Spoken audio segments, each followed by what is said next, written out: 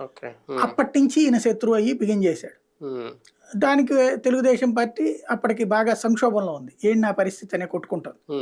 ఇక అప్పటి నుంచి తెలుగుదేశాన్ని వాస్తవంగా తెలుగుదేశం ఏమి ఈయన్ని చేర్చుకోలేదు.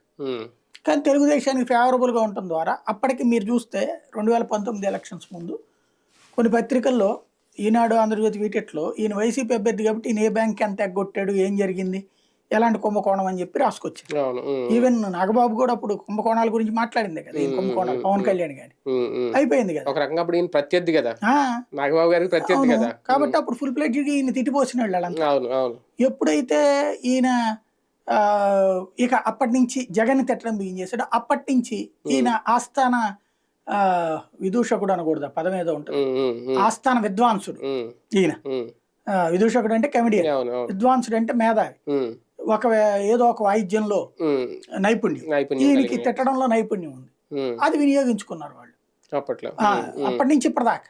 మీడియా, తెలుగుదేశం అనుకూల మీడియా వాడుకుంటారు.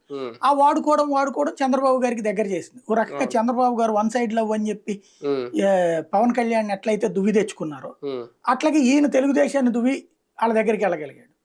అమరావతి ఇష్యూస్ ఇవి తీసుకుని క్రమంగా ఆ విధంగా తెలుగుదేశం పార్టీ కోసమే 4.5 ఏళ్ళు